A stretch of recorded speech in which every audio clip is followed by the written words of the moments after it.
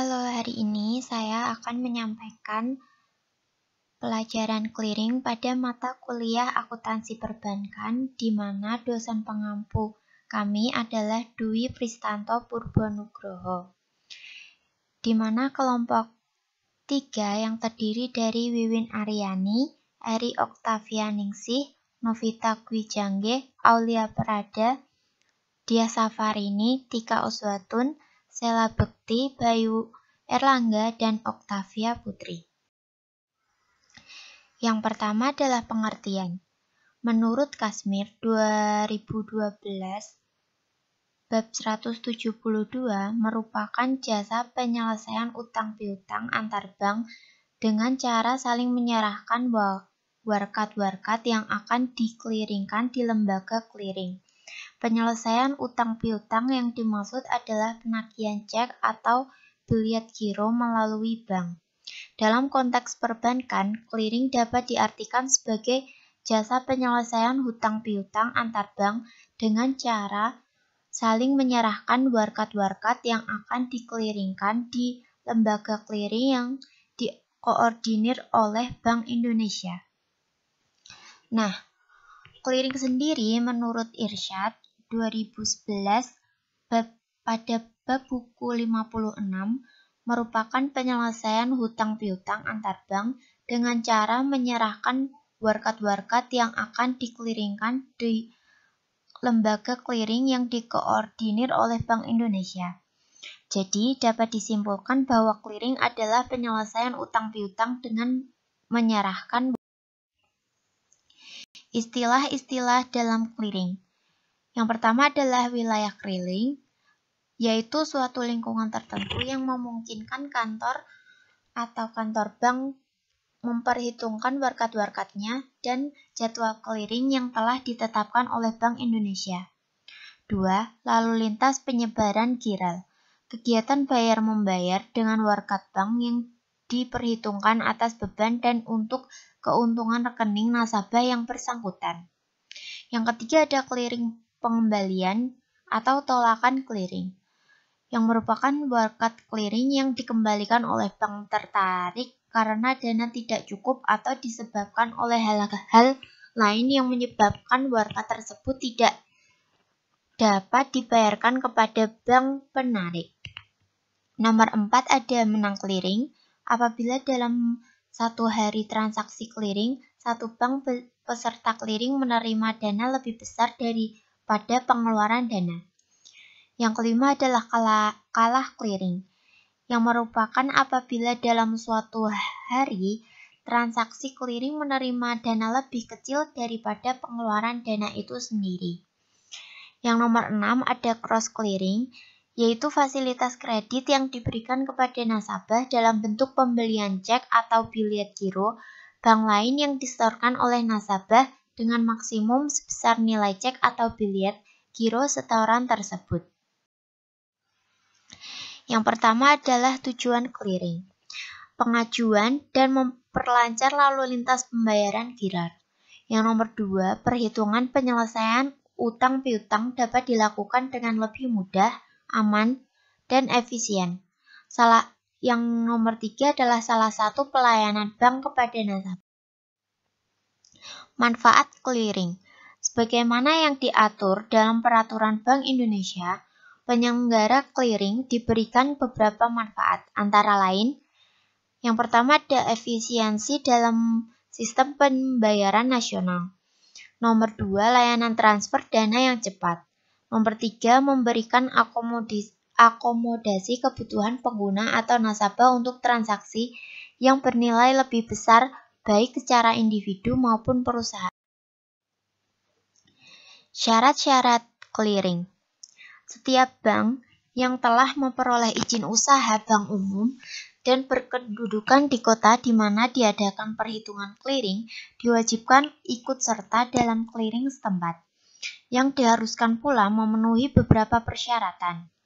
Bagi kantor pusat suatu bank, sekurang-kurangnya telah melakukan usaha dengan izin materi keuangan selama 3 bulan. Berdasarkan penilaian Bank Indonesia, keadaan administrasi pimpinan dan keuangan bank tersebut memungkinkan memenuhi kewajiban dalam clearing. Kemudian, simpanan masyarakat dalam bentuk giro pada bank tersebut telah mencapai jumlah sekurang-kurangnya 20% dari syarat modal yang disetor minimum bagi pendirian bank baru di suatu daerah.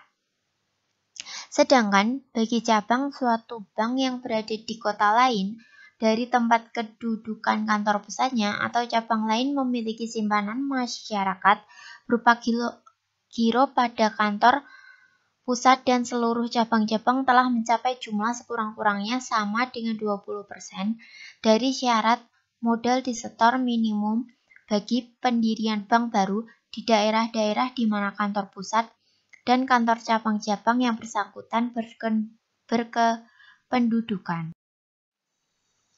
Bank Indonesia menyelenggarakan sistem clearing antar bank yang dikenal dengan nama Sistem Clearing Nasional Bank Indonesia atau dikenal dengan nama SKNBI. Penyelenggara clearing oleh BI diatur dalam Peraturan Bank Indonesia Nomor 718 PBI/2005 tanggal 22 Juli 2005 tentang Sistem Clearing Nasional sebagaimana telah diubah terakhir dengan Peraturan Bank Indonesia Nomor 12/5/PBI tahun 2010, tanggal 12 Maret 2010, yaitu PBSI SKNBI.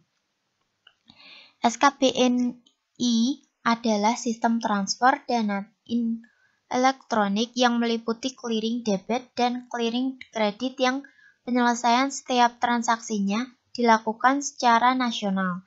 Sejak dioperasikan oleh Bank Indonesia pada tahun 2005, SKNBI berperan penting dalam pemrosesan aktivitas transaksi pembayaran, khususnya untuk memproses transaksi pembayaran yang termasuk Retail Value Payment System atau RFPS, atau transaksi bernilai kecil, yaitu transaksi di bawah 100 juta.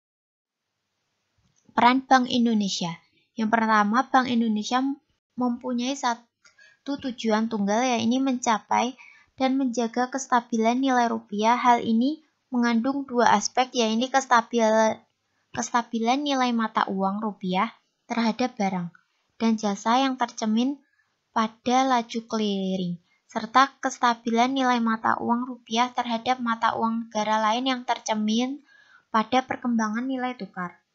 Yang kedua, dari segi pelaksanaan tugas dan wewenang, Bank Indonesia menerapkan prinsip akuntabilitas dan transparansi melalui penyampaian informasi kepada masyarakat luas secara terbuka melalui media massa setiap awal tahun mengenai evaluasi pelaksanaan kebijakan moneter dan serta rencana kebijakan moneter dan penetapan sarana-sarana moneter pada tahun yang akan.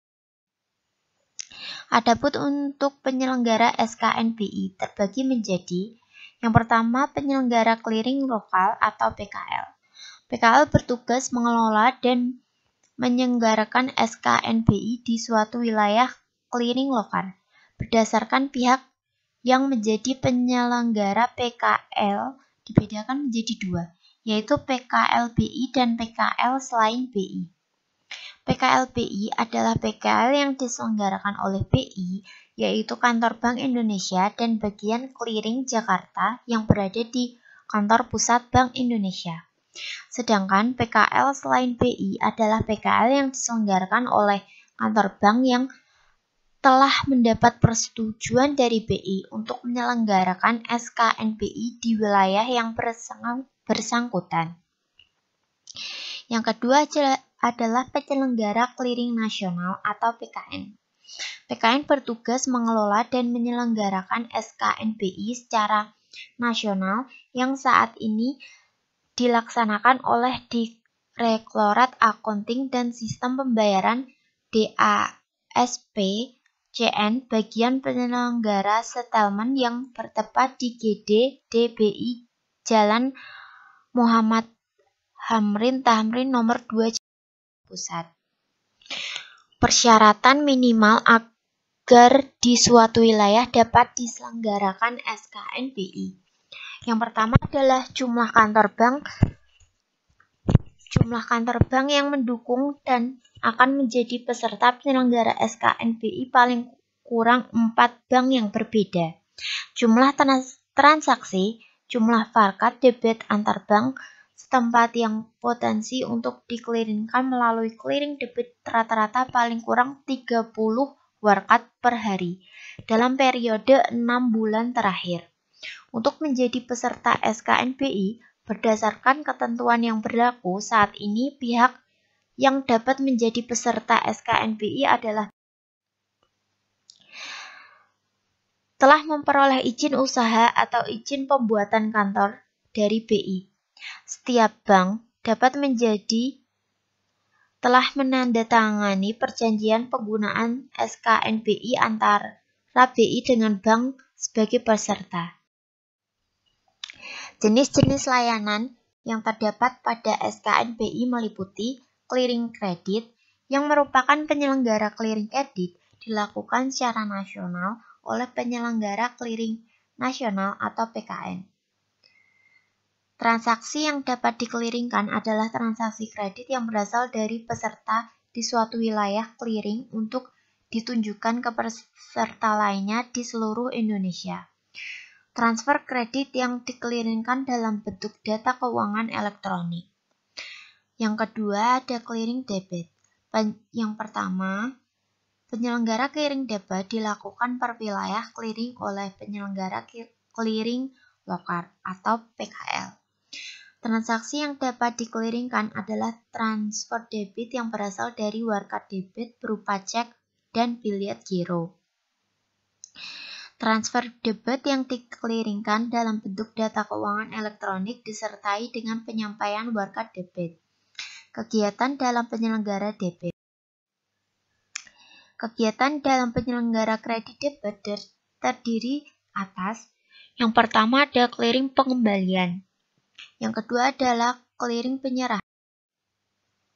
Mengatur pokok-pokok ketentuan clearing.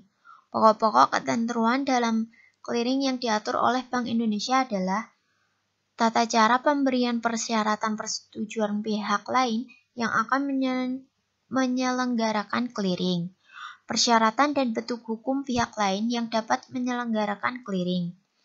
Yang ketiga, jenis penyelenggaraan clearing yang dapat dilaksanakan pihak lain yang sudah mendapatkan persetujuan oleh Bank Indonesia.